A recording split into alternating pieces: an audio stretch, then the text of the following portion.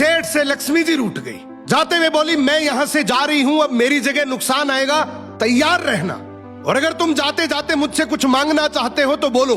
सेठ बहुत समझदार था, बड़ी विनम्रता से बोला, माता नुकसान आ रहा है तो आने दीजिए, बस मुझे आप एक वरदान दीजिए कि मेरे परिवार में हमेशा सुख शांति बनी रहे। लक्ष्मी जी मुस्कुराई, तथास्तु कहा और वहां से चली गई। अब उस सेठ की 4 बहुएं थी। कुछ दिनों बाद सबसे छोटी बहू खिचड़ी बना रही थी। उसने खिचड़ी में नमक डाला और अपने काम में व्यस्त हो गई।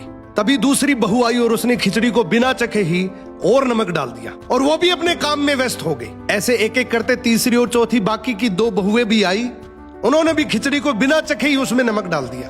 अब रात को सबसे पहले सेठ खाना खाने बैठा। जैसे ही उसने खिचड़ी का एक चम्मच लिया, उसे महसूस हो गया कि इसमें बहुत ज्यादा नमक है, और सेठ जी तुरंत समझ गए कि नुकसान आ चुका है। किसी से कुछ नहीं कहा, चुपचाप खिचड़ी खाई और चला गया।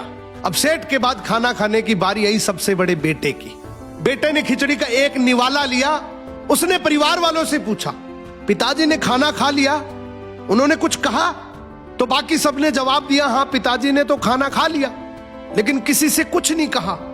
तो बड़े बेटे ने भी चुपचाप खिचड़ी खाई और चला गया। ऐसे ही करके परिवार के बाकी सारे सदस्य एक एक करके आए, अपने से पहले वालों के बारे में पूछा, कुछ नहीं कहा, चुपचाप खिचड़ी खाई और चले गए। अब रात को सेठ जी सो रहे थे, सपने में नुकसान आया और हाथ जोड़कर बोला, भाई मैं यहां से जा रहा हूं, मैं यहां नहीं रह सकता।